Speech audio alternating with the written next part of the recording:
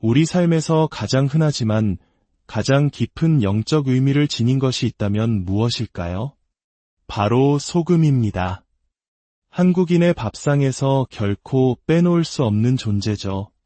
김치를 담글 때도, 국의 간을 맞출 때도, 생선을 절일 때도 소금은 늘 우리 곁에 있습니다. 너무나 평범하고 일상적이어서 그 가치를 잊고 살 때가 많습니다. 하지만 영적인 세계에서 소금은 우리 눈에 보이는 것 이상의 엄청난 무게를 지닙니다. 오늘 이 이야기가 여러분의 마음에 깊은 울림을 준다면 좋아요와 구독으로 하나님의 은혜를 더 널리 나누는 일에 동참해 주십시오. 여러분의 작은 행동 하나가 어둠 속에서 헤매는 누군가에게는 큰 위로와 빛이 될 수 있습니다. 이 영상을 보시는 모든 분들의 삶과 가정에 하나님의 크신 평강이 언제나 함께하기를 간절히 기도합니다. 예수님께서 제자들을 향해 너희는 세상의 소금이다 라고 말씀하셨을 때 그분은 단순히 음식의 맛을 내는 조미료에 대해 이야기하신 것이 아니었습니다. 그 말씀 속에는 세상에 대한 선한 영향력, 부패를 막는 보존의 능력, 그리고 결코 변치 않는 언약이라는 깊은 의미가 담겨 있었습니다. 소금은 단지 국에 넣기 위해 존재하는 것이 아닙니다. 소금은 창조주께서 영적인 진리를 선포하기 위해 이 땅에 두신 거룩한 상징입니다. 성경을 펼쳐보면 소금의 중요성은 곳곳에서 드러납니다. 구약시대 레위기에서 하나님은 모든 제물에 소금을 칠하고 명령하셨습니다. 선지자 엘리사는 쓴 물에 소금을 던져 생명을 살리는 샘물로 바꾸었습니다. 성경은 처음부터 소금을 순수함, 보존, 그리고 결코 깨어지지 않는 하나님의 언약에 대한 예언적 상징으로 사용하고 있습니다. 하지만 기억하십시오. 하나님께서 거룩하게 세우신 것을 사탄은 언제나 모방하고 예곡하려 듭니다. 원수는 새로운 것을 창조하지 못합니다. 오직 타락시킬 뿐입니다. 어두운 흑마술과 주술의 세계에서 소금은 뒤틀리고 변질된 방식으로 사용됩니다. 본래 구별됨과 축성을 위해 사용되어야 할 것이 오염을 위해 쓰이고 언약을 위해 사용되어야 할 것이 저주를 위해 사용되는 것입니다. 어떤 마법사나 주술사들은 소금을 가져다가 사람들의 베개 밑에 놓습니다. 이는 평화를 상징하거나 하나님의 언약을 선포하기 위함이 아닙니다. 오히려 극심한 고통과 악몽, 영적인 억압과 조종으로 향하는 문을 열기 위한 사악한 행위입니다. 사람들은 이유 모를 두려움에 묶인 채 잠에서 깨고 억압에 갇혀 고통받으면서도 자신의 베개 밑에 놓인 소금이 잠자는 동안 영혼을 찌르는 악마의 열쇠였다는 사실을 깨닫지 못합니다. 이처럼 소금은 원수의 손에 잘못 사용될 때 축복이 아닌 저주가 될 수 있습니다. 그러나 오해해서는 안 됩니다. 믿는 자가 믿음으로 하나님께 이 소금을 구별하여 드릴 때 소금은 성도의 손에 들린 강력한 무기가 될 수 있습니다. 여기에는 미신과 계시, 흑마술과 예언적 행위 사이에 분명한 차이가 존재합니다. 하나는 어둠으로 향하는 문을 열지만 다른 하나는 가정에 하나님의 보좌를 세웁니다. 똑같은 소금 한 줌이라도 그 배후에 어떤 영이 역사하느냐에 따라 속박의 도구가 될 수도 축복의 통로가 될 수도 있는 것입니다. 그렇기 때문에 우리는 반드시 분별해야 합니다. 베개 밑의 소금이 영적 세계에서 진정으로 무엇을 의미하는지 이해하기 위해 영의 눈을 떠야 합니다. 성경에서 소금은 언제나 경계를 표시하는 상징이었습니다. 부패에 저항하고 썩어 없어질 것을 보존합니다. 창세기부터 요한계시록에 이르기까지 그 상징성은 이어집니다. 믿는 자가 손에 소금을 들고 하나님께 바칠 때 그것은 더 이상 평범한 소금이 아닙니다. 그것은 주님께서 친히 그 가정을 지키시는 분이라는 사실을 상기시키는 언약의 증표가 됩니다. 하지만 불신자가 악한 영에 이끌려 소금을 사용할 때 그것은 거짓된 제단이 됩니다. 차이는 소금 자체가 아니라 그 뒤에 있는 영입니다. 원수는 기만하는 자이며 거룩한 것들을 올무로 바꾸는 법을 알기에 많은 사람들이 혼란에 빠집니다. 하나님의 자녀 여러분, 베개 밑에 소금을 둔다는 말이 이상하게 들릴 수도, 심지어 어리석게 들릴 수도 있습니다. 하지만 영적인 세계는 실제합니다. 악마들은 상징과 언약, 증표를 통해 역사합니다. 하나님 또한 언약과 표적을 통해 일하십니다. 이것이 바로 서로 다른 영으로 행해진 똑같은 행위가 완전히 정반대의 결과를 가져올 수 있는 이유입니다. 여러분은 반드시 말씀을 알아야 합니다. 언약을 이해해야 합니다. 그리고 영을 분별해야 합니다. 무지하면 덫에 빠질 수 있지만 깨어있으면 원수의 무기를 승리의 간증으로 바꿀 수 있습니다. 소금은 단순한 조미료가 아닙니다. 성경 속에서 소금은 힘을 지니며 원수에 의해 오용될 때 위험을 초래합니다. 베개 밑에 놓인 소금은 과연 무엇을 의미할까요? 하나님의 거룩한 구별됨일까요? 아니면 악마의 올무일까요? 이 질문은 충격적일 수 있지만 그 답은 여러분이 이전에 결코 보지 못했던 영적 실제에 눈을 뜨게 할 것입니다. 성경에 나타난 소금은 보존의 언약을 상징합니다. 성경은 단 한 단어도 낭비하지 않습니다.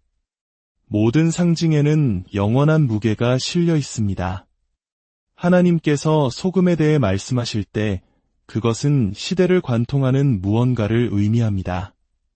구약 시대부터 예수님의 말씀에 이르기까지 소금은 당신의 백성과 맺은 하나님의 언약 이야기에 깊숙이 짜여 있습니다. 이는 우연이 아니며 장식도 아닙니다. 의도적이고 예언적이며 거룩한 것입니다. 레위기 2장 13절에서 하나님은 이렇게 명령하셨습니다.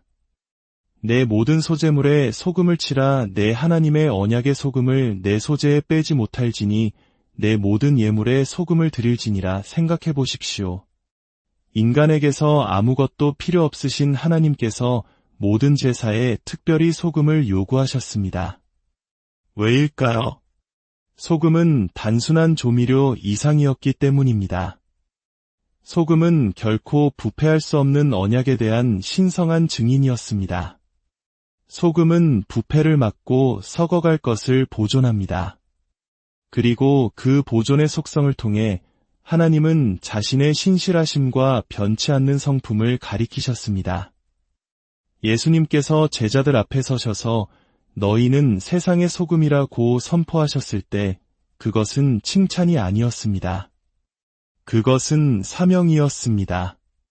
주님은 이렇게 말씀하고 계셨던 것입니다. 너희가 바로 언약을 지키는 자들이다. 너희가 이 땅을 보존하는 자들이다. 죄의 부패와 이 세상의 썩어짐에 맞서 싸울 자들이 바로 너희다. 소금이 음식의 부패를 막듯이 하나님의 백성은 사회의 죄악이 썩어 들어가는 것을 막습니다. 신자가 거룩하게 살아갈 때 그는 썩어가는 세상의 소금이 됩니다. 그리스도인이 진리를 말할 때 그는 거짓에 잠식된 문화 속의 소금이 됩니다. 소금은 보존하며 이것이 바로 하나님께서 소금을 언약의 상징으로 사용하신 이유입니다. 그분의 언약은 변치 않으며 영원하고 썩지 않기 때문입니다. 역대하 13장 5절을 보십시오. 이스라엘 하나님 여호와께서 소금 언약으로 이스라엘 나라를 영원히 다윗과 그의 자손에게 주신 것을 너희가 알 것 아니냐 들으셨습니까? 소금 언약입니다. 하나님은 그것을 금 언약이나 은 언약, 넛 언약이라 부르지 않으셨습니다. 소금 언약이라 부르셨습니다. 왜냐하면 소금은 썩지 않기 때문입니다. 소금은 사라지지 않습니다. 소금은 영원히 지속됩니다. 그것은 다윗과 맺은 나의 언약, 내 백성을 향한 나의 약속은 변질될 수도 깨어질 수도 그 힘을 잃을 수도 없다고 말씀하시는 하나님의 방식이었습니다. 소금은 그분의 영원성에 대한 인장이었습니다. 열왕기하 2장 19절에서 22절에 나오는 엘리사의 이야기를 기억해 보십시오. 여리고 사람들이 이 물이 나빠서 땅이 열매를 맺지 못하나이다 라고 부르짖었습니다. 선지자는 어떻게 했습니까? 그는 새 그릇에 소금을 담아오게 하여 그 소금을 물 근원에 던지며 말했습니다. 여호와의 말씀이 내가 이 물을 고쳤으니 이로부터 다시는 죽음이나 열매 맺지 못함이 없을지니라. 그 소금은 마법이 아니었고 화학작용도 아니었습니다. 그것은 하나님의 보존하는 능력이 그 상황에 임했음을 선포하는 예언적 행위였습니다. 그날부터 그 물은 고침을 받았습니다. 선지자의 손에 들린 소금은 죽음이 있던 곳에 생명을 가져오고 회복하고 보존하시는 하나님의 언약의 증표가 되었습니다. 이처럼 성경 곳곳에서 소금은 영원한 것의 표징입니다. 욥은 싱거운 것이 소금 없이 먹히겠느냐? 고 말했습니다. 마찬가지로 하나님의 언약이 없는 삶은 맛이 없고 공허하며 텅 비어 있습니다. 그러나 그분의 언약과 함께할 때 삶은 보존되고 힘을 얻으며 풍미를 더하게 됩니다. 소금은 에스겔 43장 24절에서도 언급되는데 제사장은 제물을 하나님께 드리기 전에 그 위에 소금을 뿌리라는 명령을 받았습니다. 왜일까요? 소금은 이 제물은 순결합니다. 이 제물은 보존되었습니다. 이 제물은 하나님께 속한 것입니다라고 증언했기 때문입니다. 소금은 부수적인 요소가 아니었습니다. 하나님과 그의 백성 사이의 언약적 거래의 중심이었습니다. 그러므로 예수님께서 우리를 세상의 소금이라고 부르실 때 그분은 우리가 이 세상에 있는 그분의 언약의 증거라고 말씀하시는 것입니다. 우리는 부패의 시대에 진리를 보존하는 자들입니다. 우리는 도덕적 타락의 시대에 순결의 증인입니다. 소금은 가치 있는 것이 썩지 않도록 지키고 죽음의 악취를 막으며 성취의 때까지 신성한 것을 안전하게 보관합니다. 이것이 바로 레위기의 제단에서부터 예수님의 가르침에 이르기까지 소금이 보존의 언약인 이유입니다. 소금은 결코 변하지 않으시는 하나님, 약속을 지키시는 하나님, 그 언약이 확실하고 영원하신 하나님을 가리킵니다. 반면 사탄은 거짓말쟁이여 도둑이며 모조품을 만드는 자입니다. 그는 거룩한 것을 창조한 적도 신성한 것을 발명한 적도 없습니다. 그는 오직 하나님께서 순수하다고 정하신 것을 가져다가 기만과 속박의 도구로 비틀 뿐입니다. 성경에서 하나님의 언약과 보존의 상징인 소금도 이러한 타락에서 벗어나지 못했습니다. 흑마술과 오컬트, 주술의 어두운 방에서 그들은 소금을 가져다가 모조무기로 바꾸었습니다. 그들은 소금이 영적인 무게를 지닌다는 것을 이해하지만 그것을 하나님께 복종시키는 대신 악마적인 의도로 더럽힙니다. 보존하기 위한 것이 오염시키는 도구가 되고 거룩하게 구별하기 위한 것이 오염의 통로가 되며 하나님의 신실함을 상징하기 위한 것이 그분에 대한 반역의 표시가 됩니다. 많은 문화와 오컬트 의식에서 소금은 보호, 저주, 마법을 거는 데 사용됩니다. 마녀들은 영들을 소환하기 위한 경계를 그리기 위해 원 안에 소금을 뿌립니다. 그들은 영혼을 가두기 위해 집 구석에 소금을 놓습니다. 그들은 축복을 막기 위해 문지방에 소금을 묻습니다. 그리고 그렇습니다. 어떤 이들은 베개 밑에 소금을 둡니다. 평화의 표시가 아니라 불안한 밤, 고통스러운 꿈, 악마의 침입을 위한 문으로 사용하기 위해서입니다. 악마는 하나님의 상징을 흉내내는 법을 알지만 그것들을 자유 대신 쇠사슬로 비틉니다. 의심하지 않는 사람에게는 그것이 무해해 보일 수 있습니다. 무지한 사람에게는 미신처럼 보일 수 있습니다. 그러나 영의 세계에서 그 소금 알갱이들은 두려움, 억압, 속박을 가져오기 위한 악마적인 임무를 띠고 있습니다. 하나님의 자녀여, 들으십시오. 흑마술은 왜곡된 언약을 바탕으로 번성합니다. 하나님의 백성이 영원한 언약을 나타내기 위해 소금을 사용하듯이 마녀들은 희생자들을 악마적인 계약에 묶기 위해 소금을 사용합니다. 어떤 의식에서는 소금을 피나 재와 섞어 베개 밑에 두거나 바닥 아래에 묻거나 침대 주위에 흩뿌려 악마적인 존재를 고정시키는 방법으로 사용합니다. 어떤 사람들은 밤에 잠에서 깨어 가위에 눌린 것처럼 숨을 쉴 수도 움직일 수도 없는 경험을 합니다. 이는 바로 그러한 행위를 통해 악한 세력이 초대되었기 때문입니다. 다른 이들은 반복되는 악몽, 꿈에 나타나는 그림자 같은 형상, 끝없는 두려움의 순환으로 고통받으면서도 소금처럼 작고 단순한 것이 악마적인 관문으로 사용되었다는 사실을 깨닫지 못합니다. 고린도후서 11장 14절에서 성경은 말합니다. 사탄도 자기를 광명의 천사로 가장하나니 그는 자신의 작전을 무해해 보이는 것, 평범해 보이는 것 속에 위장합니다. 누가 소금을 의심하겠습니까? 누가 그렇게 흔하고 자연스러운 것이 그렇게 뒤틀린 방식으로 사용될 수 있다고 생각하겠습니까? 그러나 이것이 바로 원수의 교묘함입니다. 그는 평범한 것을 가져다가 어두운 의도를 담습니다. 하나님께서 축복을 위해 의도하신 것을 가져다가 저주로 재지정합니다. 이것이 바로 분별력이 절대적으로 중요한 이유입니다. 악마는 자신을 드러내놓고 활보하지 않습니다. 그는 익숙한 것 속에 숨습니다. 그는 평범함 속에 자신을 감쌉니다. 그는 순진해 보이는 것 속에 자신을 위장합니다. 어떤 흑마술 전통에서는 베개 밑에 소금이 잠자는 동안 사람의 영을 묶어 유체이탈이나 영적 조종에 취약하게 만들 수 있다고 믿기도 합니다.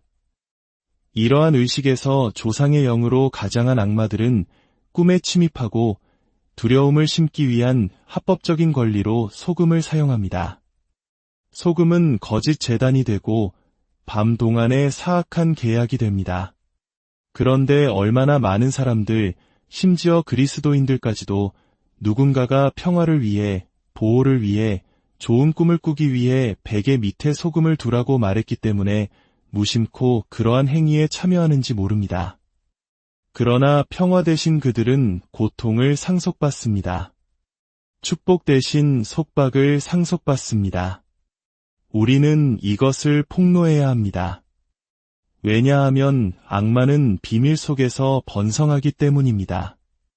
그는 사람들이 그의 계략에 눈이 멀었을 때 번성합니다.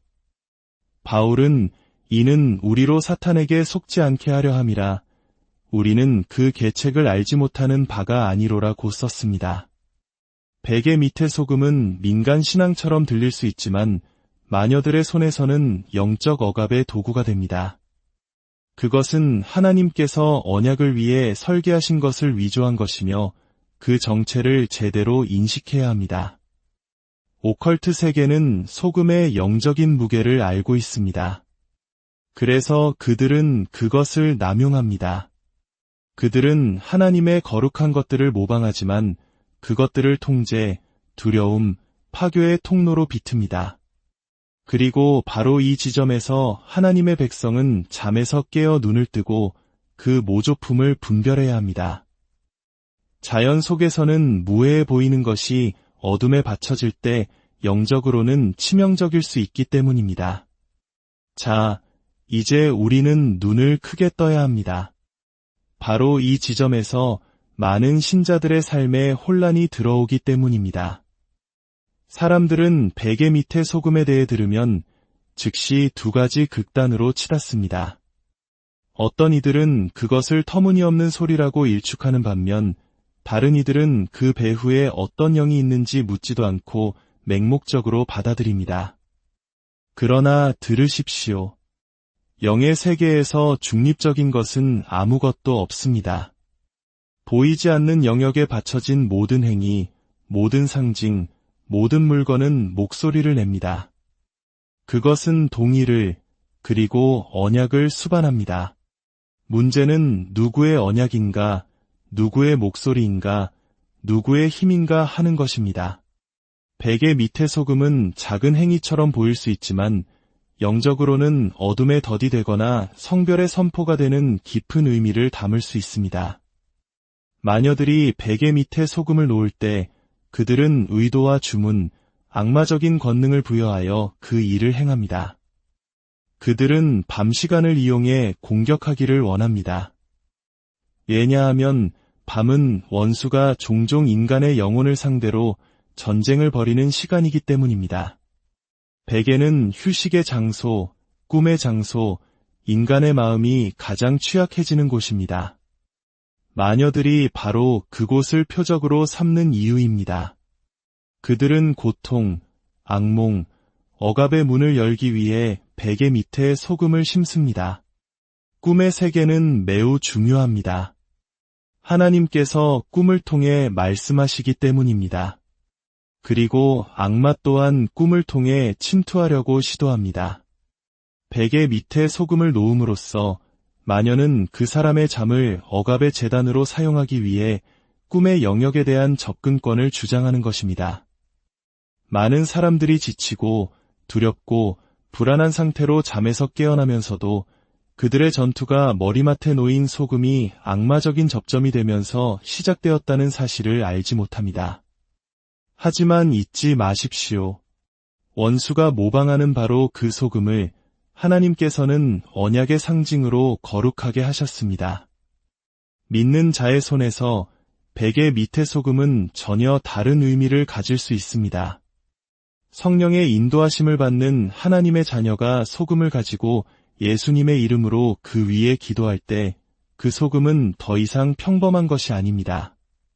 그것은 예언적 행위, 즉 보이지 않는 언약에 대한 보이는 상징이 됩니다.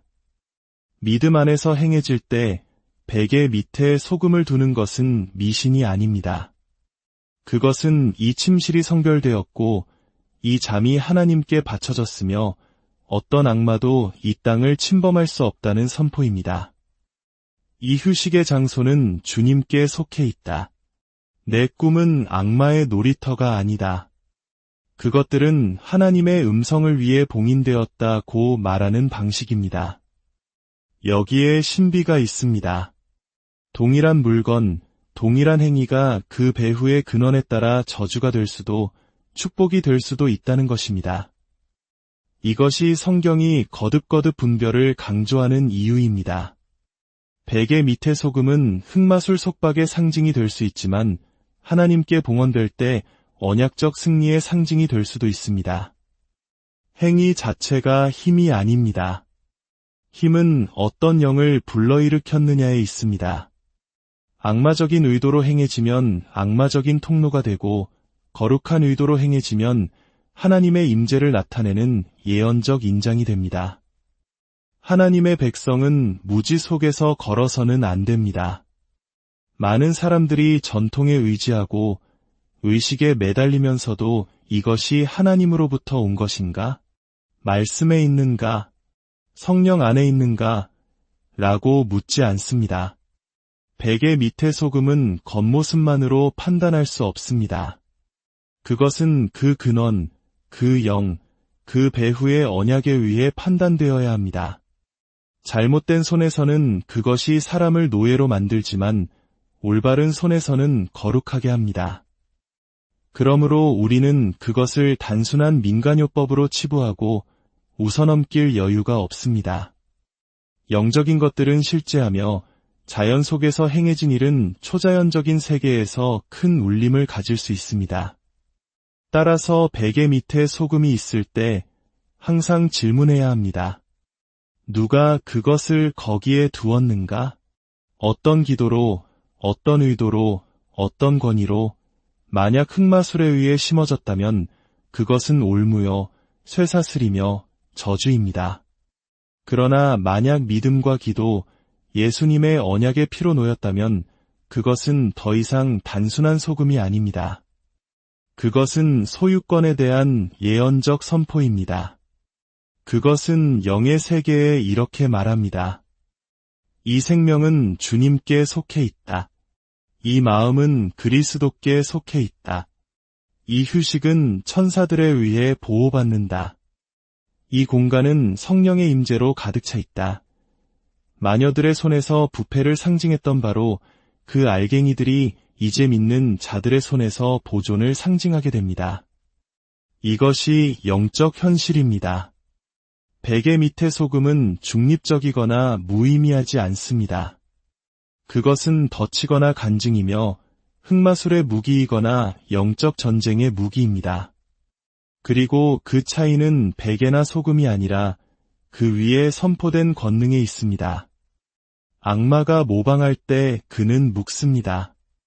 하나님께서 거룩하게 하실 때 그는 보존하십니다. 그리고 이 상징들의 전투에서 하나님의 자녀는 자신이 어느 편에 서 있는지 알아야 합니다. 이 문제에 대한 무지는 평화와 자유, 그리고 운명을 앗아갈 수 있기 때문입니다.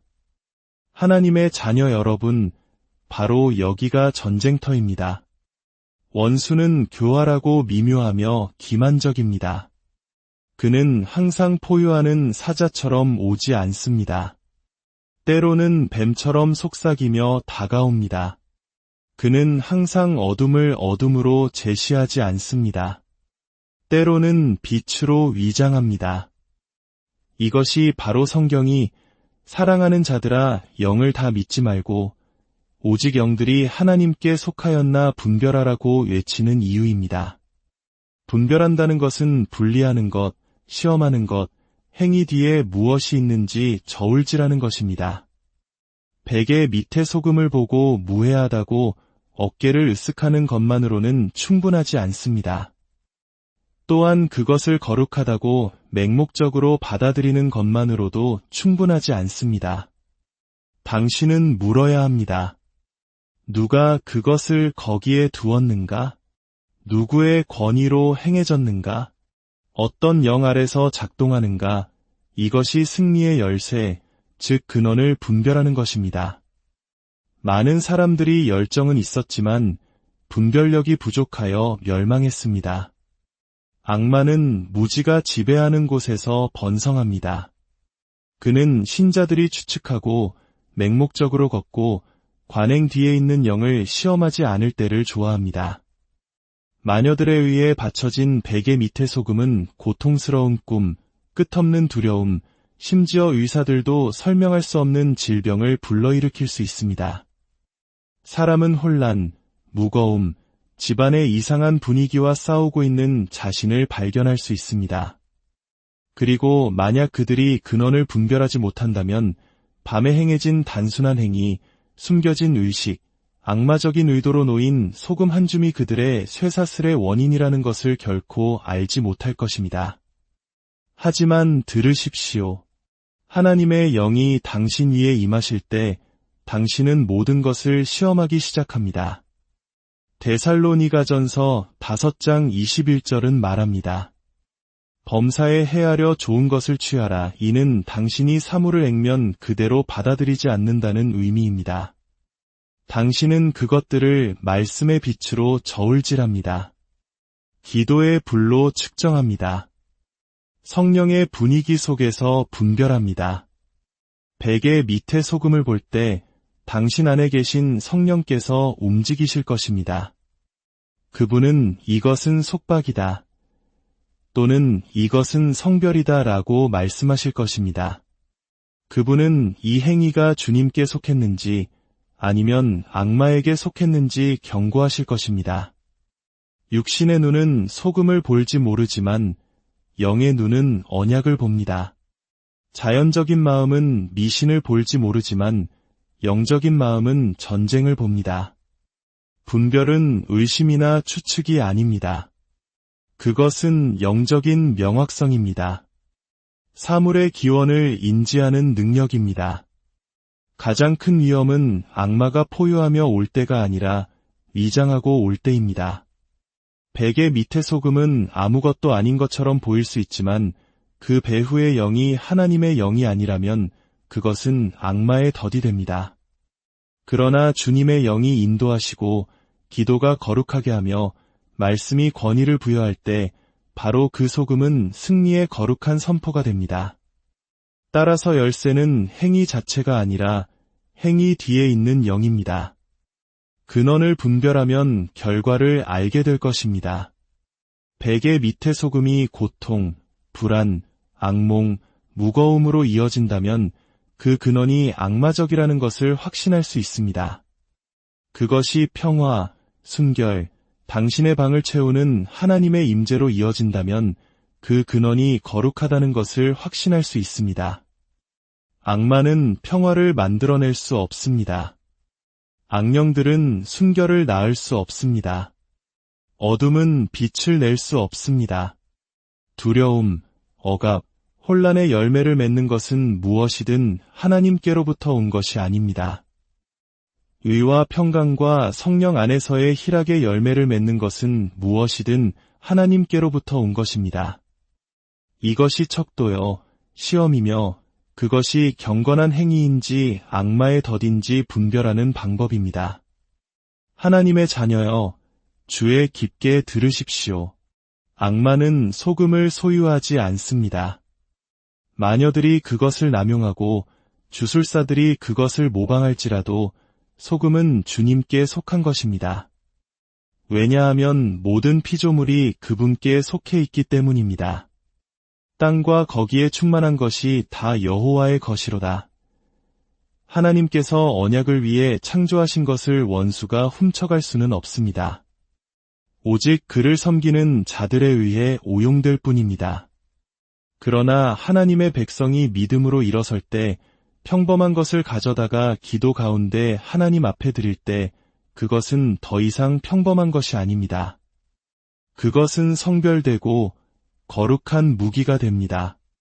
이것이 바로 당신이 소금으로부터 도망치는 것이 아니라 그것을 되찾고 봉헌하며 당신의 가정에 있는 하나님의 보존 언약의 가시적인 증표로 사용하는 법을 배워야 하는 이유입니다. 여리고에서의 엘리사 선지자를 기억하십니까? 그는 소금을 미신으로 사용하지 않았습니다. 그는 그것을 예언적인 선포로 사용했습니다. 그는 기도하고 쓴 물에 소금을 던졌고 물은 치유되었습니다. 성령으로 충만한 신자가 소금을 가지고 그 위에 하나님의 말씀을 선포할 때 바로 그런 일이 일어납니다. 변화를 가져오는 것은 소금의 화학 성분이 아니라 믿음을 통해 선포된 하나님의 언약입니다. 바로 이 원리가 당신의 가정에도 적용됩니다. 당신이 기도 중에 소금을 들어 올리며 아버지, 예수님의 이름으로 이것을 봉헌합니다 라고 말할 때 그것은 당신의 거처에 있는 보존, 순결, 언약의 상징이 됩니다. 그것은 부패가 들어오지 못할 것이며 악마의 활동이 머물지 못할 것이며 썩어짐이 이 분위기에서 번성하지 못할 것이다 라는 선포가 됩니다. 가정에서 성경적으로 소금을 사용하는 한 가지 방법은 그 위에 기도하고 현관 입구에 두는 것입니다. 문가에 그것을 뿌리면서 선포하십시오. 이 문지방은 예수님의 피로 인봉되었다. 어떤 저주도 악한 영도 흑마술도 이 집으로 넘어오지 못할 것이다. 이것은 미신이 아닙니다. 언약적 믿음입니다. 이스라엘 백성이 출애굽 때 어린 양의 피로 문설주에 표시했던 것처럼 당신은 이 집은 신성한 보존 아래 있다고 선포하는 언약의 상징으로 당신의 문간을 표시하는 것입니다. 또 다른 방법은 당신의 환경을 정화하는 행위로 사용하는 것입니다. 만약 방에서 무거움, 이상한 꿈 또는 억압을 느낀다면 손에 소금을 들고 기도하십시오.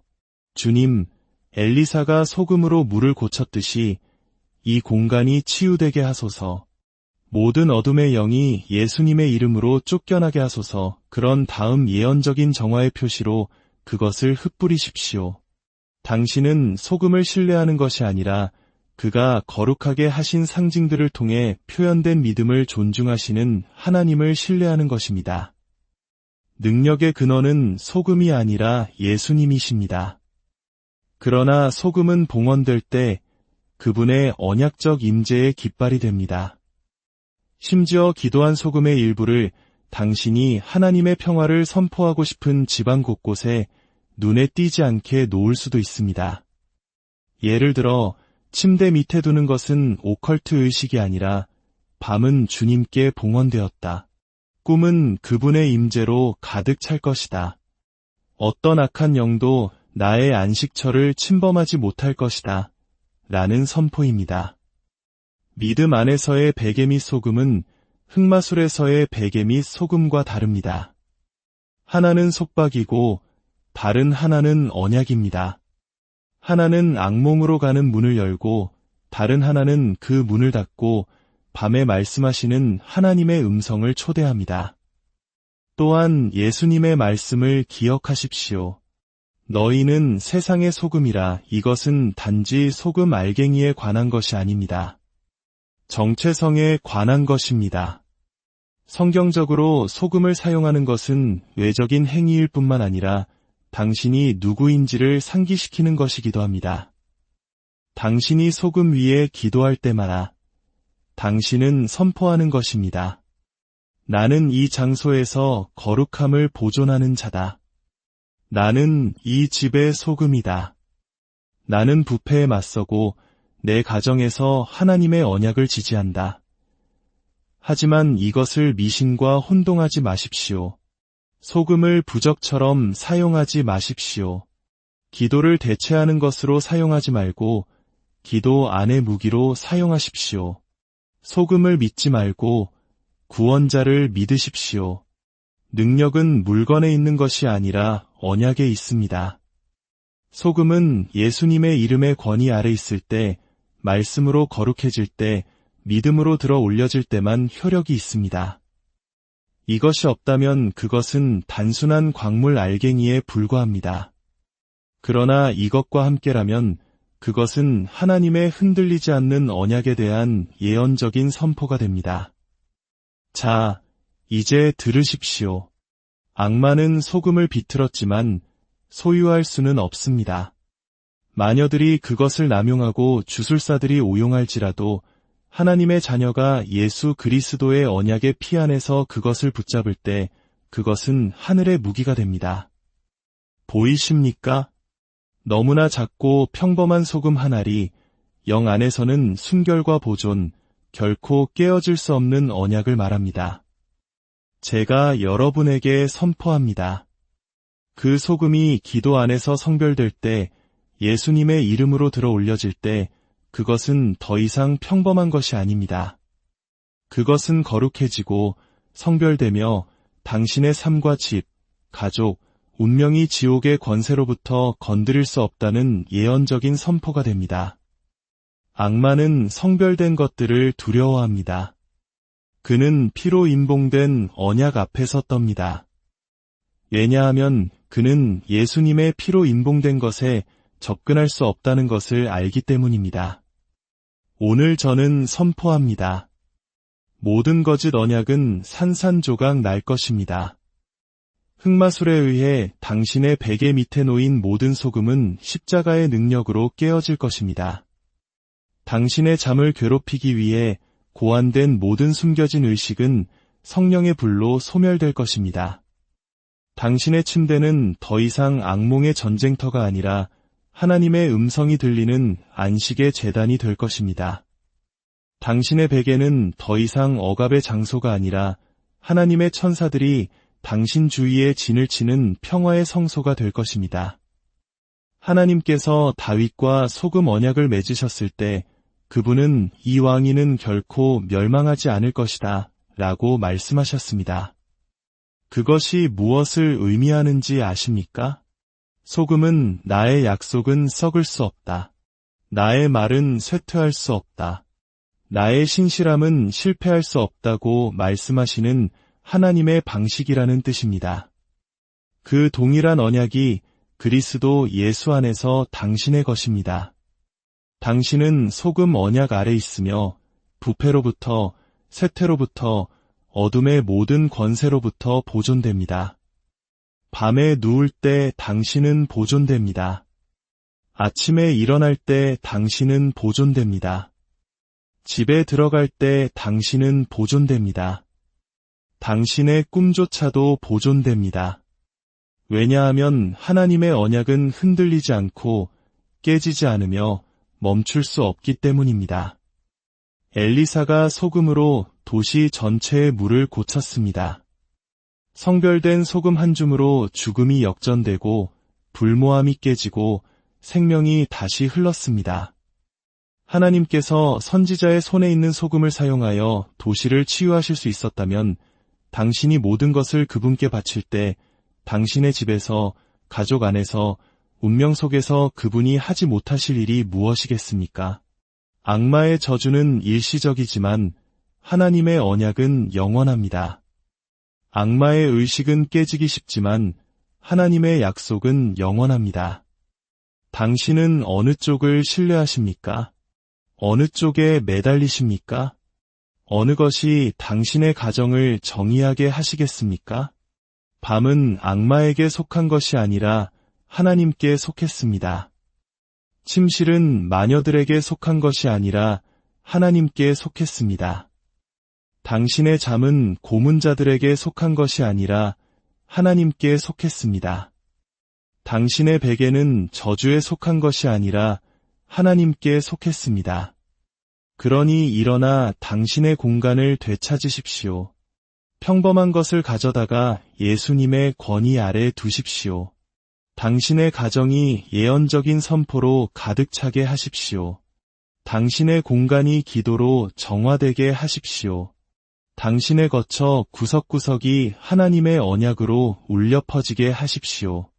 흑마술의 두려움 속에서 저주의 그림자 아래서 사는 것을 거부하십시오. 당신은 언약의 자녀입니다. 당신은 세상의 소금입니다. 당신은 부패에 잠식된 세상에서 보존의 능력을 지닌 사람입니다.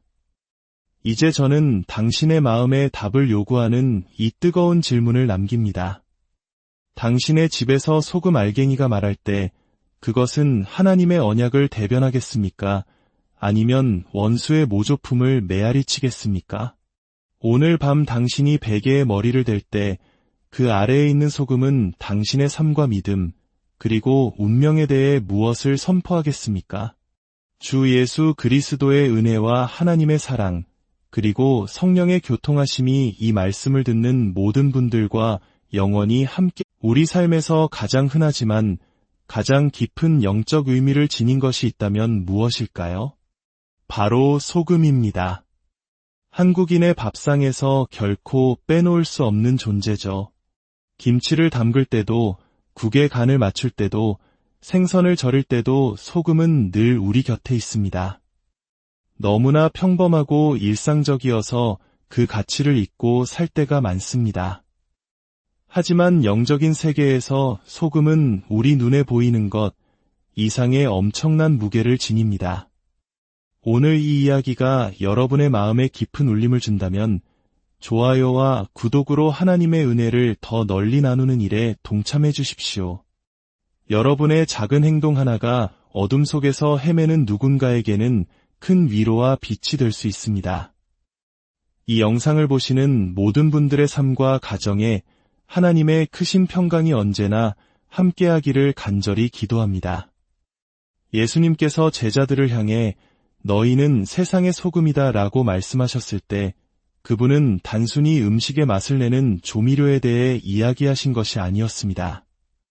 그 말씀 속에는 세상에 대한 선한 영향력, 부패를 막는 보존의 능력, 그리고 결코 변치 않는 언약이라는 깊은 의미가 담겨 있었습니다.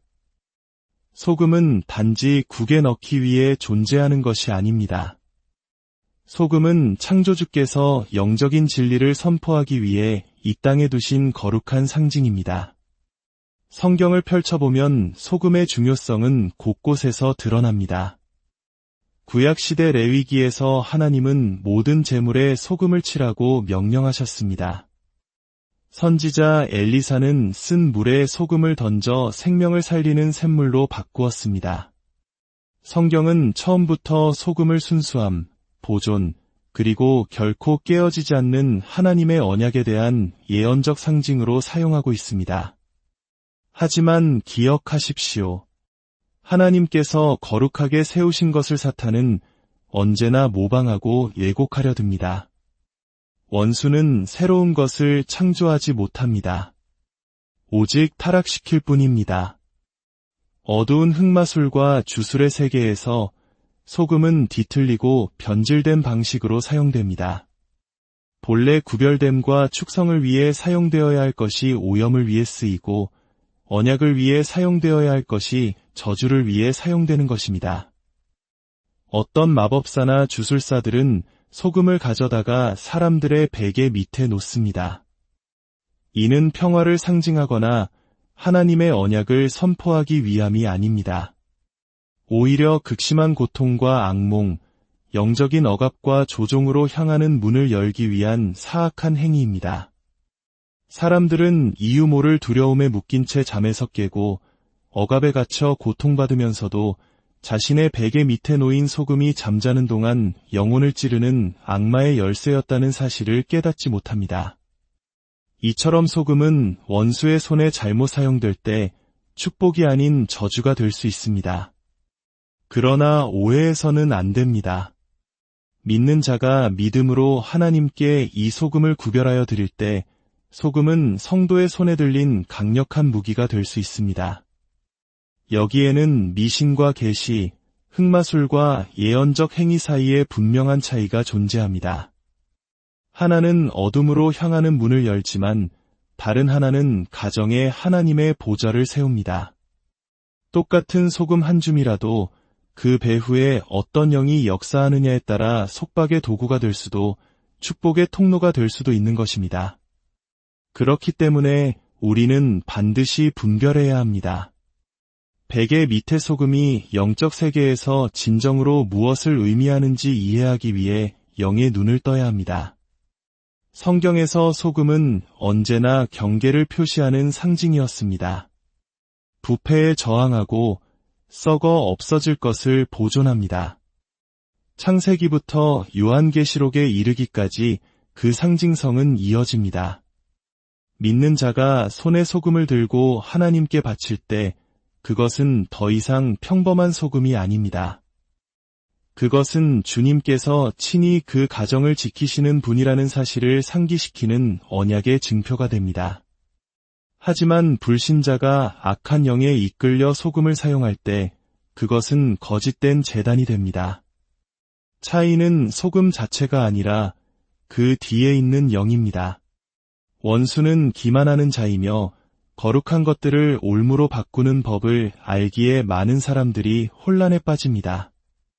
하나님의 자녀 여러분, 베개 밑에 소금을 둔다는 말이 이상하게 들릴 수도 심지어 어리석게 들릴 수도 있습니다. 하지만 영적인 세계는 실제합니다.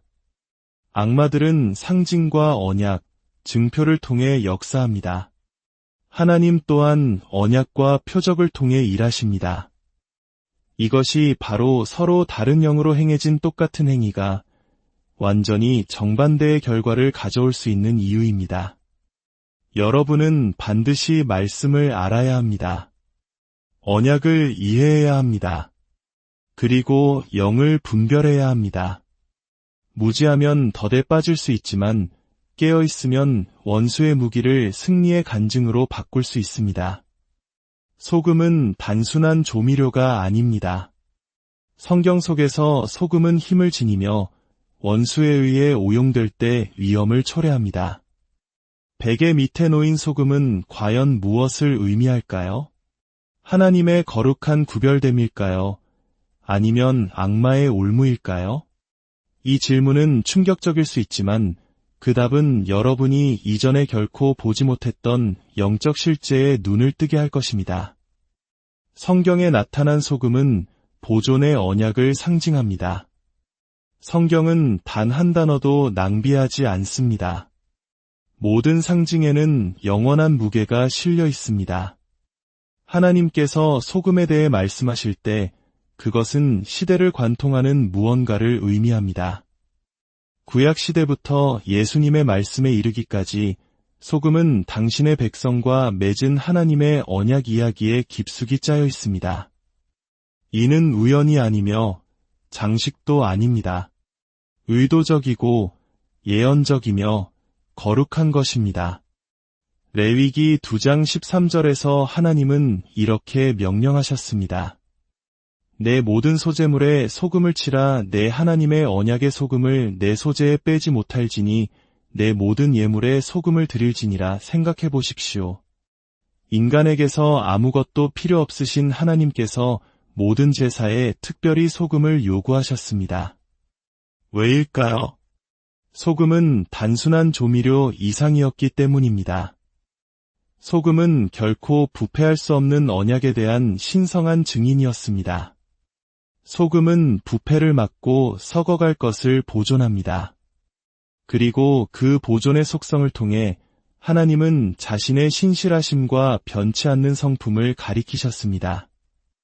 예수님께서 제자들 앞에 서셔서 너희는 세상의 소금이라고 선포하셨을 때 그것은 칭찬이 아니었습니다. 그것은 사명이었습니다. 주님은 이렇게 말씀하고 계셨던 것입니다. 너희가 바로 언약을 지키는 자들이다. 너희가 이 땅을 보존하는 자들이다. 죄의 부패와 이 세상의 썩어짐에 맞서 싸울 자들이 바로 너희다. 소금이 음식의 부패를 막듯이 하나님의 백성은 사회의 죄악이 썩어 들어가는 것을 막습니다. 신자가 거룩하게 살아갈 때 그는 썩어가는 세상의 소금이 됩니다. 그리스도인이 진리를 말할 때 그는 거짓에 잠식된 문화 속의 소금이 됩니다. 소금은 보존하며 이것이 바로 하나님께서 소금을 언약의 상징으로 사용하신 이유입니다. 그분의 언약은 변치 않으며 영원하고 썩지 않기 때문입니다. 역대하 13장 5절을 보십시오. 이스라엘 하나님 여호와께서 소금 언약으로 이스라엘 나라를 영원히 다윗과 그의 자손에게 주신 것을 너희가 알 것 아니냐 들으셨습니까? 소금 언약입니다. 하나님은 그것을 금 언약이나 은 언약, 넛 언약이라 부르지 않으셨습니다. 소금 언약이라 부르셨습니다. 왜냐하면 소금은 썩지 않기 때문입니다. 소금은 사라지지 않습니다. 소금은 영원히 지속됩니다. 그것은 다윗과 맺은 나의 언약, 내 백성을 향한 나의 약속은 변질될 수도, 깨어질 수도, 그 힘을 잃을 수도 없다고 말씀하시는 하나님의 방식이었습니다. 소금은 그분의 영원성에 대한 인장이었습니다. 열왕기하 2장 19절에서 22절에 나오는 엘리사의 이야기를 기억해 보십시오. 여리고 사람들이 이 물이 나빠서 땅이 열매를 맺지 못하나이다 라고 부르짖었습니다. 선지자는 어떻게 했습니까? 그는 새 그릇에 소금을 담아오게 하여 그 소금을 물 근원에 던지며 말했습니다. 여호와의 말씀이 내가 이 물을 고쳤으니 이로부터 다시는 죽음이나 열매 맺지 못함이 없을지니라. 그 소금은 마법이 아니었고 화학작용도 아니었습니다. 그것은 하나님의 보존하는 능력이 그 상황에 임했음을 선포하는 예언적 행위였습니다. 그날부터 그 물은 고침을 받았습니다. 선지자의 손에 들린 소금은 죽음이 있던 곳에 생명을 가져오고 회복하고 보존하시는 하나님의 언약의 증표가 되었습니다. 이처럼 성경 곳곳에서 소금은 영원한 것의 표징입니다. 욥은 싱거운 것이 소금 없이 먹히겠느냐? 고 말했습니다.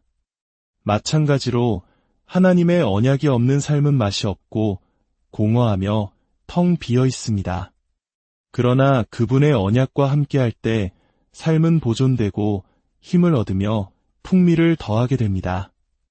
소금은 에스겔 43장 24절에서도 언급되는데 제사장은 제물을 하나님께 드리기 전에 그 위에 소금을 뿌리라는 명령을 받았습니다. 왜일까요? 소금은 이 제물은 순결합니다. 이 재물은 보존되었습니다. 이 재물은 하나님께 속한 것입니다라고 증언했기 때문입니다. 소금은 부수적인 요소가 아니었습니다. 하나님과 그의 백성 사이의 언약적 거래의 중심이었습니다. 그러므로 예수님께서 우리를 세상의 소금이라고 부르실 때 그분은 우리가 이 세상에 있는 그분의 언약의 증거라고 말씀하시는 것입니다. 우리는 부패의 시대에 진리를 보존하는 자들입니다. 우리는 도덕적 타락의 시대의 순결의 증인입니다. 소금은 가치 있는 것이 썩지 않도록 지키고 죽음의 악취를 막으며 성취의 때까지 신성한 것을 안전하게 보관합니다. 이것이 바로 레위기의 제단에서부터 예수님의 가르침에 이르기까지 소금이 보존의 언약인 이유입니다. 소금은 결코 변하지 않으시는 하나님, 약속을 지키시는 하나님, 그 언약이 확실하고 영원하신 하나님을 가리킵니다. 반면 사탄은 거짓말쟁이여 도둑이며 모조품을 만드는 자입니다. 그는 거룩한 것을 창조한 적도 신성한 것을 발명한 적도 없습니다. 그는 오직 하나님께서 순수하다고 정하신 것을 가져다가 기만과 속박의 도구로 비틀 뿐입니다. 성경에서 하나님의 언약과 보존의 상징인 소금도 이러한 타락에서 벗어나지 못했습니다. 흑마술과 오컬트, 주술의 어두운 방에서 그들은 소금을 가져다가 모조무기로 바꾸었습니다. 그들은 소금이 영적인 무게를 지닌다는 것을 이해하지만 그것을 하나님께 복종시키는 대신 악마적인 의도로 더럽힙니다. 보존하기 위한 것이 오염시키는 도구가 되고 거룩하게 구별하기 위한 것이 오염의 통로가 되며 하나님의 신실함을 상징하기 위한 것이 그분에 대한 반역의 표시가 됩니다. 많은 문화와 오컬트 의식에서 소금은 보호, 저주, 마법을 거는 데 사용됩니다. 마녀들은 영들을 소환하기 위한 경계를 그리기 위해 원안에 소금을 뿌립니다. 그들은 영혼을 가두기 위해 집 구석에 소금을 놓습니다. 그들은 축복을 막기 위해 문지방에 소금을 묻습니다. 그리고 그렇습니다. 어떤 이들은 베개 밑에 소금을 둡니다. 평화의 표시가 아니라 불안한 밤, 고통스러운 꿈, 악마의 침입을 위한 문으로 사용하기 위해서입니다. 악마는 하나님의 상징을 흉내내는 법을 알지만 그것들을 자유 대신 쇠사슬로 비틉니다. 의심하지 않는 사람에게는 그것이 무해해 보일 수 있습니다. 무지한 사람에게는 미신처럼 보일 수 있습니다. 그러나 영의 세계에서 그 소금 알갱이들은 두려움, 억압, 속박을 가져오기 위한 악마적인 임무를 띠고 있습니다. 하나님의 자녀여, 들으십시오. 흑마술은 왜곡된 언약을 바탕으로 번성합니다. 하나님의 백성이 영원한 언약을 나타내기 위해 소금을 사용하듯이 마녀들은 희생자들을 악마적인 계약에 묶기 위해 소금을 사용합니다. 어떤 의식에서는 소금을 피나 재와 섞어 베개 밑에 두거나 바닥 아래에 묻거나 침대 주위에 흩뿌려 악마적인 존재를 고정시키는 방법으로 사용합니다. 어떤 사람들은 밤에 잠에서 깨어 가위에 눌린 것처럼 숨을 쉴 수도 움직일 수도 없는 경험을 합니다. 이는 바로 그러한 행위를 통해 악한 세력이 초대되었기 때문입니다. 다른 이들은 반복되는 악몽, 꿈에 나타나는 그림자 같은 형상, 끝없는 두려움의 순환으로 고통받으면서도 소금처럼 작고 단순한 것이 악마적인 관문으로 사용되었다는 사실을 깨닫지 못합니다. 고린도후서 11장 14절에서 성경은 말합니다. 사탄도 자기를 광명의 천사로 가장하나니 그는 자신의 작전을 무해해 보이는 것, 평범해 보이는 것 속에 위장합니다. 누가 소금을 의심하겠습니까? 누가 그렇게 흔하고 자연스러운 것이 그렇게 뒤틀린 방식으로 사용될 수 있다고 생각하겠습니까? 그러나 이것이 바로 원수의 교묘함입니다. 그는 평범한 것을 가져다가 어두운 의도를 담습니다. 하나님께서 축복을 위해 의도하신 것을 가져다가 저주로 재지정합니다. 이것이 바로 분별력이 절대적으로 중요한 이유입니다. 악마는 자신을 드러내놓고 활보하지 않습니다.